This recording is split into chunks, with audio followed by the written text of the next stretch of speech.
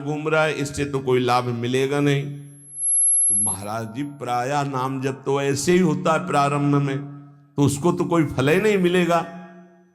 अरे ऐसा कहने वालों की बिल्कुल बात मत सुनो पूज्य उड़िया बाबा, ऐसा कहने वालों की बिल्कुल बात मत सुनो, उन्हें कहने दो। वो क्या जाने, नाम में अपार सामर्थ्य है। जिसकी जिह्वा में नाम स्मरण चल रहा है तो मन लगे ना लगे उसको फल अवश्य मिलेगा। ये बात इसीलिए भगवत प्राप्त महापुरुषों के वचनों को समझना चाहिए। अब कौन सा दोहा कहां से उठा के कैसे, अब अगर ये दोहा नए साधक को सुनाया जाए कि कर में तो माला फिरे और जीभ फिरे मुख माहि और मनुआ तो 34 फिरे, ये तो सुमिरन नाय, तो जो शुरू किया वो भी रख देगा माला कि फल ही नहीं मिलना तो हम क्या करें। पूज्य राधा बाबा, तुम चिंता मत करो, तुम मशीन की तरह जीभ से शुरू करो राधा कृष्ण राधा कृष्ण राधा कृष्ण राधा, बाबा के वचन, फिर तुम देख लेना। गोस्वामी जी कह रहे तुम चिंता मत करो, राम नाम मणिदीप धर जीह देहरी द्वार, तुलसी भीतर बाहरो जो चाह सुझियार। हमको वो बात समझनी है जो बड़े बड़े महापुरुष कह रहे हैं। ऐसे लोगों की बात देखो, बाबा ने पहला शब्द उत्तर में ऐसे कहने वालों की बिल्कुल बात मत सुनो, उन्हें कहने दो, क्या जाने नाम में कितनी अपार सामर्थ्य है। अहो वत्सो पचतो गरीयान यज्जिभ्याग्रे वर्तते नाम तुभ्यम, नाम की मनसाग्रे लिख देते ना, मनसाग्रे यह जिभ्याग्रे, जिभ्या में जिसके आपका नाम विराजमान हो गया वो चांडाल भी जगत पूज्य बन जाता है। अहो वत्सो पचतो गरीयान, वो सर्वश्रेष्ठ हो जाता है। भजन करना है, निरंतर भजन करना है, मन लगे ना लगे तुम्हें इसकी परवाह नहीं करनी। जो तुम्हारी जिह्वा से नाम निकल रहा है वो फल दे के रहेगा, ये बैठा लो हृदय में। केवल जिह्वा से तुम भजन करना प्रारंभ करो, फिर देखना मन लगने की बात जाने दो, मन नाम में हो जाएगा, अपने आप नाम में हो जाएगा। जब हम अधिक समय तक विषय चिंतन करते हैं तो मन विषय में हो जाता है। जब अधिक समय तक हम नाम जपते हैं तो मन नाम में हो जाता है। इसलिए तुम ऐसी बातें मत सुनो, निरंतर नाम जपने का अभ्यास जिह्वा से ही करो, तुम्हारा मन भगवदाकार हो जाएगा। तो महाराज जी सुनते हैं भगवदाकार वृत्ति बड़ी महिमामयी है, तो ये कैसे आती, कैसे भगवदाकार वृत्ति आती है? तीव्र अभ्यास और निरंतर स्मरण से। जब क्षण क्षण में वृत्ति हमारी भोगों की तरफ जाती है, उस वृत्ति को हटाकर हम नाम में लगाते हैं तो नामाकार वृत्ति, एक एक वृत्ति जब नाम में लगने लगती, नामाकार वृत्ति प्रभु के रूप में लगने लगती तो भगवदाकार वृत्ति, तत्व चिंतन में लगती है तो ब्रह्माकार वृत्ति। इसलिए विशेष प्रयत्नशील उपासक वृत्तियों को भगवदाकार कर लेता है। प्रयत्नशील, बार बार मन संसार में जा रहा है उसे हटाकर नाम में लगाते हैं, बार बार नाम में लगाते हैं, धीरे धीरे वृत्तियां नाम में हो जाती है। जब स्वतः एक एक वृत्ति नाम में हो जाती है तो भगवदाकार, मंत्राकार, नामाकार, ब्रह्माकार ऐसे शब्दों से कहा जाता है। ये केवल बातें बनाने से नहीं होता, पुरुषार्थ, तुम्हें भगवत कृपा से सामर्थ्य मिली ही ऐसी। उपासक प्रधानता कृपा की मानता है, अपने पुरुषार्थ की नहीं। पूरा प्रयास करके भगवदाकार वृत्ति का, और फिर उसमें देखता है कि बड़ी कृपा है, ये जो पुरुषार्थ हो रहा है ये गुरु कृपा से हो रहा है, ये भगवत कृपा से हो रहा है। भगवान की आज्ञा समझकर पुरुषार्थ करे और उससे लाभ हो तो भगवत कृपा समझे। आपका तात्पर्य यही है ना? हाँ हाँ, यही सिद्धांत है। ऐसा ही करना चाहिए। ऐसा करने से अभिमान नहीं होता। क्या कि प्रभु की आज्ञा है कि मनुष्य जन्म में भगवत प्राप्ति करे, गुरु की आज्ञा है कि इस उपासना के करने से भगवत प्राप्ति होती। तो हमें जितना पुरुषार्थ मिला है, सामर्थ्य मिली, हम पूरी सामर्थ्य लगाकर साधना करते हैं, नाम जप करते हैं, पर हम ये देखते हैं कि ये सब भगवत कृपा से हो रहा है। प्रभु की कृपा से ही हमारी भजन मार्ग में रुचि हुई, भजन बना, पुरुषार्थ बना, इस सब कृपा से। तो अभिमान नहीं आएगा। महाराज जी आप तो नाम जपने के लिए कह रहे हैं, लेकिन बहुत से विद्वान लोग नाम नहीं जपते। क्यों नहीं जपते? भैया नाम जप करना तुमने कोई साधारण समझ रखा है? भगवत कृपा के बिना भगवान नाम नहीं लिया जा सकता। हरिवंश कृपा हरिवंश कहें,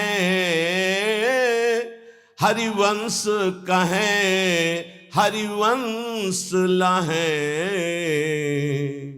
हरिवंश कृपा हरिवंश कहें, हरिवंश कहें, हरिवंश लहें। हरिवंश की कृपा से श्री हरिवंश जो श्री हरिवंश कहते हैं, उनको हरिवंश की प्राप्ति होती है। अर्थात वृंदावन में विराजमान सहचरियों के मध्य में श्यामा श्याम हा हरि रा राधा बा वृंदावन सा सहचरी, उनकी प्राप्ति होती। हम राधा राधा बोल रहे तो किशोरी जी बुलवा रहे इसलिए बोल रहे, कृष्ण कृष्ण बोल रहे तो जेई कृष्ण ते नाम, मानो साक्षात भगवान कृष्ण नाम से स्फुरित हो रहे, साक्षात प्रिया जो राधा नाम से हमारी जिह्वा में विराजमान। तो ये जरूरी थोड़ी है कि विद्वान है तो भगवत कृपा पात्र ही है। भगवन नाम भगवत कृपा पात्र जन जपते हैं। भगवत कृपा के बिना नाम नहीं निकल सकता जिह्वा से। तो क्या एक उपासक अन्य नामों को जप सकता है? अन्य नामों का कीर्तन कर सकता है? अन्य रूपों का पूजन कर सकता है? एक उपासक जो किसी एक उपास्य देव में है, वो बहुत से उपास्य देवों की पूजा या नाम कीर्तन या नाम जप कर सकता है अच्छी तरह। उत्तर अच्छी तरह कर सकता है, परंतु ये साधारण भक्ति में, गौड़ी भक्ति में, वैधि भक्ति में, अनुरागात्मिका भक्ति में नहीं। बाबा उत्तर दे रहे। तो जब हम वृंदावन की भूमि से भक्ति की बात करते हैं थे प्रेम भक्ति, प्रेम लक्षणा भक्ति की बात, इसीलिए रसना कटो जो अन रटो, निरखी अन फुटो नयन, श्रवण फुटो जो अन सुनो, श्री राधा जस बैन। जैसे प्रश्न करते हैं एकांतिक में कुछ भक्त उपासक कि हम तो अमुक अमुक अमुक अमुक बहुत भगवान विराजमान किए हैं, तो सब भगवाने के स्वरूप हैं, आप मना क्यों करते हो? नहीं, मना नहीं है। साधारण भक्ति तो सबकी ऐसी होती है, लेकिन जब अनुरागात्मिका भक्ति, प्रेम लक्षणा भक्ति की बात आती, तब अनन्यता आ जाती है। जैसे गोस्वामी जी सिया राम में सब जग जानी कह रहे हैं, फिर ये जब उनकी अनन्यता की बात सुनो तो कह रहे हैं बने तो रघुवर ते बने और बिगड़े तो भरपूर, और तुलसी औरंते बने ताबनबे पे दूर। जब सिया राम में सब जग जानी तो और कौन बचा? यहां ज्ञान नहीं, ये प्रेम अनन्यता है। एक भरोसो, एक बल, एक आस विश्वास, एक राम घनश्याम हित, चातक तुलसीदास।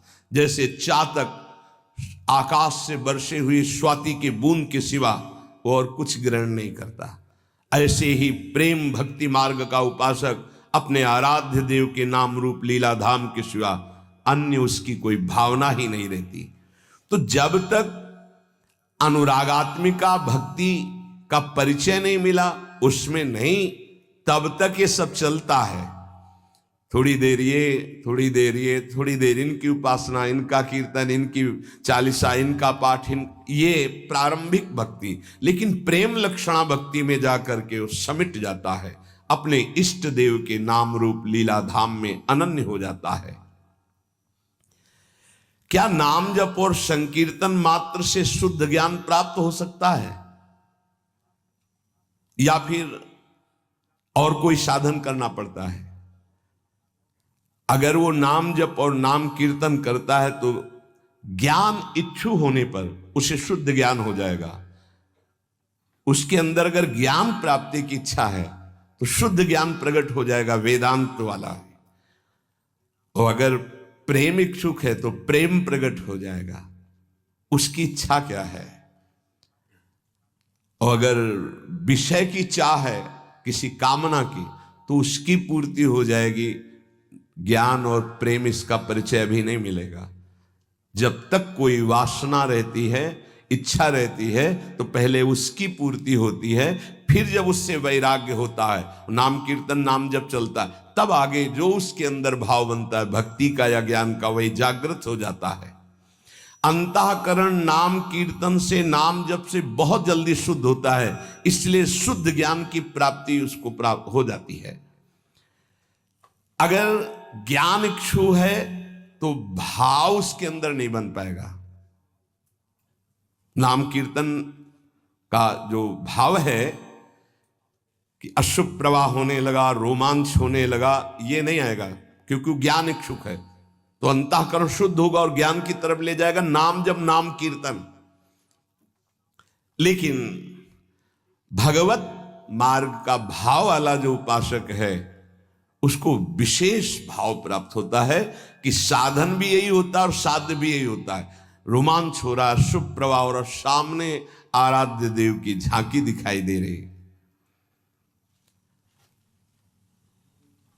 कुछ तो विद्वान कहते हैं योग मार्ग से ही चित्त शांत होता है। क्या यह ठीक है? तो क्या न पूज्य बाबा का उत्तर, तो क्या वो ये नहीं जानते कि नाम जप करना योग है? अरे नाम जप के अंदर अनंत सामर्थ्य विराज